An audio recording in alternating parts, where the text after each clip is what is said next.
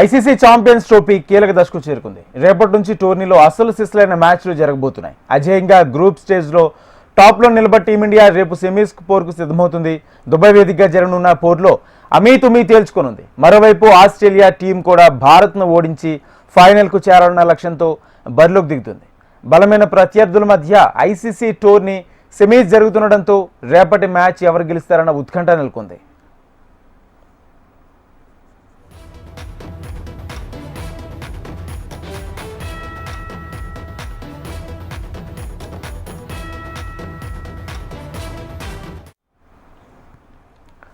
Hat trick విజయాలతో జోరు మీదున్న టీమిండియా సెమీస్ సమరంలో ఫేవరెట్గా బరిలోకి దిగుతుంది. టోర్నీ ఆరంభం నుంచి ఆల్రౌండ్ ప్రదర్శనతో ఆకట్టుకుంటున్న టీమిండియా న్యూజిలాండ్తో పోర్లో తక్కువ స్కోర్ను డిఫెండ్ చేసి సత్తా చాటుకుంది. టాప్ ఆర్డర్తో పాటు మిడిల్ ఆర్డర్ కూడా బలంగా ఉండడంతో టీమిండియాకు కలిసి వస్తుంది. మరోవైపు వరుణ్ చక్రవర్తి 5 వికెట్లు తీయడం, కుల్దీప్, అక్షర్, జడేజా నిలకడగా రాణిస్తుండడంతో భారత్ బౌలింగ్ ఫేజ్తో పాటు స్పిన్లోనూ బలంగా మారింది. అయితే అన్ని విభాగాల్లోనూ బలంగా కనిపించిన టీమిండియాకు రేపటి సెమీస్ పోరు సవాలని చెప్పాలి. ఎందుకంటే భారత్ ఎంత ఫేవరెట్గా బరిలోకి దిగినా ఆస్ట్రేలియా లాంటి జట్టును తక్కువ అంచనా వేస్తే పరాభవం తప్పదు.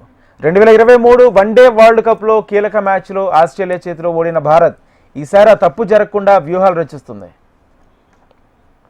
ఇక ఆస్ట్రేలియా విషయానికి వస్తే టోర్నీ గ్రూప్ స్టేజ్లో ఒకే ఒక్క మ్యాచ్ పూర్తిగా ఆడింది. మిగిలిన 2 మ్యాచ్లు ఫలితం లేకుండా పోయాయి. ఇక టోర్నీకి ముందు ఆస్ట్రేలియా కీలక ప్లేయర్లను కోల్పోయింది.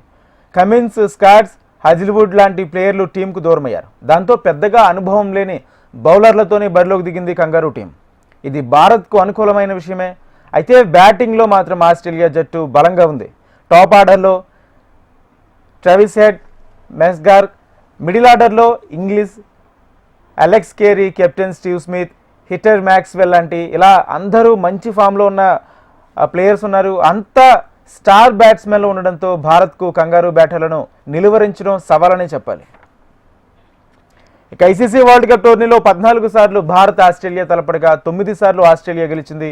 ఓవరాల్గా ఐసీసీ వన్డే మ్యాచ్ల్లో చూసిన 84 మ్యాచ్ల్లో 57 మ్యాచ్లు ఆస్ట్రేలియానే గెలిచింది. అయితే ఛాంపియన్స్ ట్రోఫీలో మాత్రం ఆసీస్పై భారత్దే పైచేయి. గతంలో ఛాంపియన్స్ ట్రోఫీలో 4 సార్లు భారత్ ఆస్ట్రేలియా తలపడగా 2 సార్లు టీమిండియా గెలిచింది. ఒక మ్యాచ్ ఆస్ట్రేలియా గెలవగా మరో మ్యాచ్ ఫలితం తేలలేదు.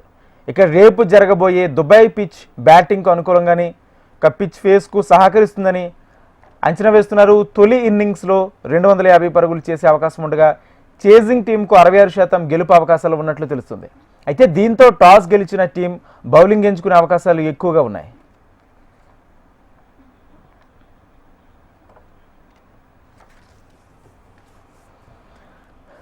రైట్.